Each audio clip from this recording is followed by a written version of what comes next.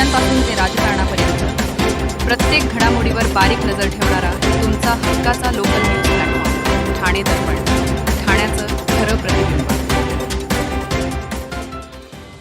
ठाणे शहरात जानेवारी ते ऑक्टोबर दरम्यान खड्ड्यामुळे 18 जणांचा मृत्यू झाल्याच्या दाव्याची उच्च न्यायालयाने काल दखल घेतली. राज्य सरकार, ठाणे महापालिका, सार्वजनिक बांधकाम विभाग, ठाणे वाहतूक पोलीस आणि मुंबई महानगर विकास प्राधिकरणाला नोटीस बजावून याबाबत खुलासा करण्याचे आदेश दिलेत. त्याचवेळी नेहमीच वाहतूक कोंडीला सामोरे जावे लागणाऱ्या घोडबंदर येथून प्रवास करणे हे दुःख स्वप्न असल्याचे खडेबोली न्यायालयाने सुनावले. ठाणे घोडबंदर आणि गायमुख घाटातील अरुंद रस्त्यामुळे अनेक वर्षे वाहतूक कोंडीची समस्या कायम आहे. ही समस्या दिवसेंदिवस भीषण रूप धारण करत आहे. तरी ठाणे महापालिका याकडे गांभीर्याने का पाहत नाही असा प्रश्न देखील न्यायमूर्ती रेवती मोहिते डेरे आणि न्यायमूर्ती संदेश पाटील यांच्या खंडपीठाने उपस्थित केला आहे. यावेळी वैयक्तिक अनुभव विशद करताना भाईंदर जवळील उत्तर येथे प्रवास करणे अशक्य असल्याचे न्यायमूर्ती मोहिते डेरे यांनी नमूद केले. दुसरीकडे ठाण्याला उत्तर मुंबई, वसई, विरार, भिवंडी, नाशिक आणि गुजरातशी जोडणारा घोडबंदर मार्ग हा व्यापार आणि व्यवसायाच्या दृष्टिकोनातून महत्त्वाचा दुवा आहे. तरी त्याकडे प्रशासन दुर्लक्ष करत असून 11 तास वाहतूक कोंडी होणे हे भयावह असल्याची टिप्पणी न्यायमूर्ती पाटील यांनी केले. तत्पूर्वी ठाण्यात वर्षभरात खड्ड्यामुळे एकही मृत्यू झाला नसल्याचा महापालिकेचा दावा चुकीचा असल्याकडे या याचिकाकर्ते आणि वकील रुजू ठक्कर यांनी न्यायालयाचे लक्ष वेधले. ठक्कर यांनी आपले म्हणणे पटवून देण्यासाठी काही वृत्तपत्रात प्रसिद्ध झालेल्या वृत्तांचा दाखला दिलाय. तसे मृतांच्या कुटुंबियांना भरपाई देण्याचे आदेश देण्याची आणि निकृष्ट कामासाठी दोषी आढळलेल्या कंत्राटदार आणि अधिकाऱ्यांवर कठोर कारवाई करण्याची मागणी केली. न्यायालयाने वृत्तपत्रात प्रसिद्ध झालेल्या वृत्ताची दखल घेतली. त्याचप्रमाणे दुरुस्तीनंतर एका महिन्यात खड्डे कसे पडतात असा प्रश्न केलाय. शिवाय परिस्थिती सुधारण्यासाठी पुढील पावसाळ्याची वाट पाहू नका असेही ठाणे महापालिकेला सुनावले. ठाणे महापालिका निवडणुकीसाठी नुकताच प्रसिद्ध झालेल्या प्रारूप मतदार याद्यांमधील महत्त्वाच्या गंभीर चुका असल्याचा आरोप शिवसेना ठाकरे गटाचे नेते माजी खासदार राजन विचारे यांनी केला आहे. ठाणे महापालिका हद्दीत 10,653 दुबार मतदार, वेगवेगळ्या प्रभागात 6,649 एकच नावे, फक्त नाव आणि आडनाव असलेले 3,485 मतदार याद्यांमध्ये आहेत. ठाणे महापालिकेच्या प्रारूप मतदार यादीमध्ये झोल असून गंभीर चुका असताना जिल्हा निवडणूक आयोग तसेच पालिकेचे निवडणूक अधिकारी गप्प का असा सवाल विचाऱ्यांनी व्यक्त केला आहे.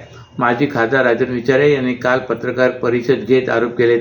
ठाणे महापालिका निवडणुकीसाठी प्रारूप मतदार यादी 20 नोव्हेंबरला प्रसिद्ध झाल्यात. त्यावर हरकती व सूचना देण्यासाठी 27 नोव्हेंबर शेवटची तारीख ठरवण्यात आली. परंतु ठाणे महापालिकेने मतदार यादी देण्यास उमेदवारांना विलंब होत असल्याने निवडणूक आयोगाने हरकती घेण्याची 3 डिसेंबर अशी करण्यात आली. या सर्व प्रभागांच्या याद्या घेण्याकरिता गेल्या असता असे लक्षात आले की संपूर्ण याद्यांच्या एकत्रितपणे पुस्तके बनवून गठ्ठे देण्यात आले.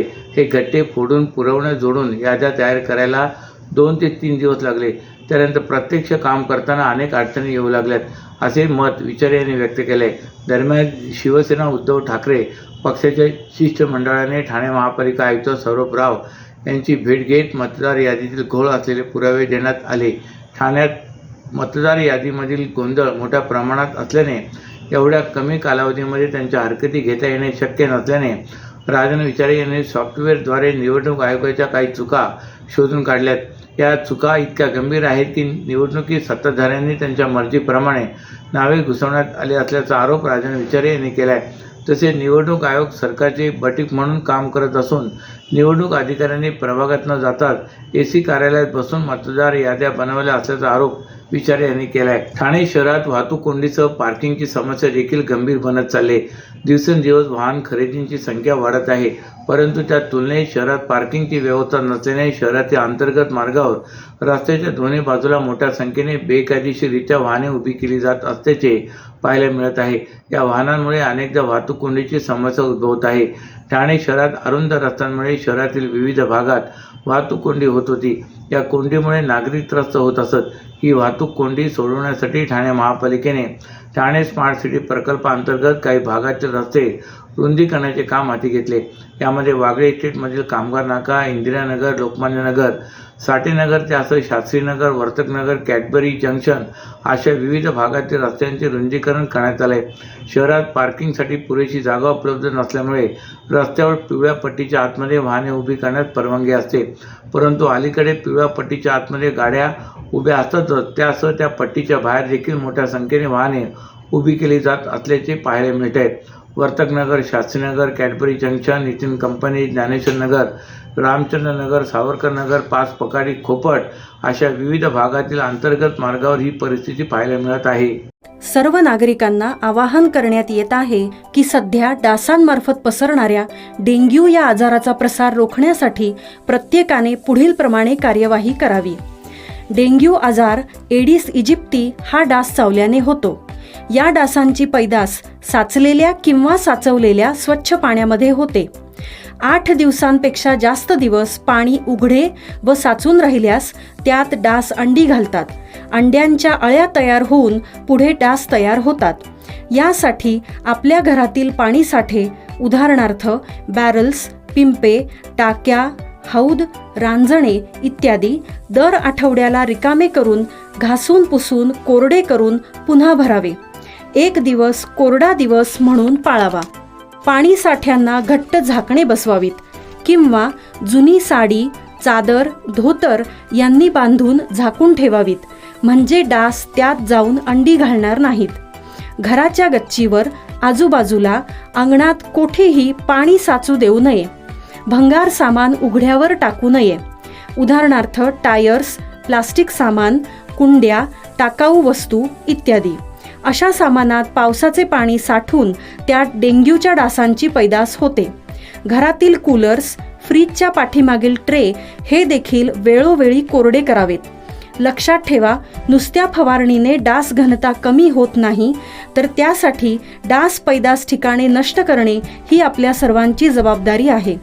कोणताही ताप अंगावर न काढता जवळच्या शासकीय रुग्णालयात मोफत औषधोपचार घ्या. अशा प्रकारे नागरिकांनी सहकार्य केल्यास डेंग्यूचा प्रसार रोखणे सहज शक्य आहे. उपमुख्यमंत्री एकनाथ शिंदे यांच्या कोपरी पाच पकाडी मतदारसंघातील काही पदाधिकारी आणि कार्यकर्त्यांनी ठाकरे यांच्या शिवसेना पक्षात प्रवेश केला आहे. हे पदाधिकारी आणि कार्यकर्ते कोपरी भागातील असून त्यांनी मातोश्री येथे जाऊन उद्धव ठाकरे यांच्या हस्ते शिवबंधन बांधून घेतले. त्यामुळे शिंदे यांच्या मतदारसंघातच विशेषतः कोपरीमध्ये खिंडार पडल्याची चर्चा रंगू लागले. उपमुख्यमंत्री एकनाथ शिंदे यांनी उद्धव ठाकरे यांची साथ सोडल्यानंतर ठाण्यातील बहुतांश माजी नगरसेवक पदाधिकाऱ्यांनी शिंदे यांच्यासोबत राहणे पसंत केले होते. एकनाथ शिंदे हे कोपरी पाच पकाडी या विधानसभा मतदारसंघातून निवडून येतात. या क्षेत्रातील हजारो पदाधिकारी आणि कार्यकर्ते शिंदे गटात आहेत. कोपरी भागात शिंदे गटाची ताकद आहे. काल कोपरीतील जुन्या शिवसैनिक व पदाधिकाऱ्यांनी शिंदे यांना जय महाराष्ट्र करत उद्धव ठाकरे यांच्याकडून शिवबंधन बांधून घेतले. मातोश्रीवर उद्धव ठाकरे यांच्या उपस्थितीत उपविभाग प्रमुख आबा मोरे यांच्यासह शेकडो शिंदे गटातील पदाधिकाऱ्यांचा पक्षप्रवेश झाला. माजी सभागृह नेते पांडुरंग पाटील यांचे ते खंदे समर्थक होते. त्यांच्या पक्षप्रवेशावेळी माजी खासदार राजन विचारे, ठाकरे गटाचे ठाणे जिल्हा प्रमुख केदार दिघे, युवासेना कोपरी पाचपकाडी विधानसभा प्रमुख राजेश पाटील उपस्थित होते. जिल्ह्यात अनुसूचित जाती आणि अनुसूचित जमाती दाखल खून प्रकरणामध्ये मृत्यू झालेल्या व्यक्तींच्या कुटुंबियांना मदत करण्यासाठी एक महत्त्वाचा निर्णय घेण्यात आला आहे. या निर्णयानुसार अशा प्रकरणांमध्ये दिवंगत व्यक्तींच्या कुटुंबातील एका पात्र वारसाला गट क किंवा गट ड संवर्गातील शासकीय अथवा निमशासकीय नोकरी देण्यात येणार आहे. यासाठी ठाणे जिल्ह्यातील पात्र पीडित कुटुंबियांनी आपली कागदपत्रे 15 डिसेंबर 2025 पर्यंत जिल्हाधिकारी कार्यालयात पाठवण्याचे आवाहन जिल्हा समाज कल्याण विभागाच्या माध्यमातून करण्यात आले. ठाणे जिल्ह्यात ॲट्रॉसिटी कायद्यानुसार दाखल खून प्रकरणामध्ये मृत्यू झालेल्या व्यक्तींच्या कुटुंबियांना आर्थिक आणि सामाजिक मदत मिळावी, तसेच त्यांच्या आयुष्यात स्थैर्य यावे यासाठी महाराष्ट्र शासनाच्या वतीने एक महत्त्वाचा निर्णय घेतला आहे. याबाबत नुकताच एक स्पष्ट कार्यपद्धती जाहीर केली असून त्यानुसार अशा प्रकरणातील एका पात्र वारसास गट क किंवा गट ड संवर्गातील शासकीय किंवा निमशासकीय नोकरी देण्यात येणार आहे. अत्याचाराच्या गुन्ह्यात कुटुंबावर अचानक झालेला आघात, कमवत्या सदस्याचा मृत्यू आणि त्यानंतरची आर्थिक असुरक्षितता पाहता ही योजना पीडित कुटुंबियांसाठी मोठा आधार ठरणार आहे. या नियुक्ती प्रक्रियेच्या पहिल्या टप्प्यात जिल्हाधिकारी यांच्या अध्यक्षतेखालील जिल्हास्तरीय दक्षता समिती संबंधित प्रकरणाची छाननी करणार आहे. समिती दिवंगत व्यक्तीचा खटला, कुटुंबियांची परिस्थिती आणि पात्रतेचे निकष यांची तपासणी करून आपल्या शिफारसी समाज कल्याण विभागाकडे पाठवेल. त्यानंतर समाज कल्याण विभाग आणि आदिवासी विकास विभाग या दोन्ही विभागामधील उपलब्ध रिक्त पदांचा विचार करून त्या अनुषंगाने पात्र वारसात नोकरी देण्याचा निर्णय घेण्यात येणार आहे. अशाच नव्या आणि ताज्या बातम्यांसाठी ठाणे दर्पणच्या पेजला लाईक करा आणि फॉलो करायला विसरू नका.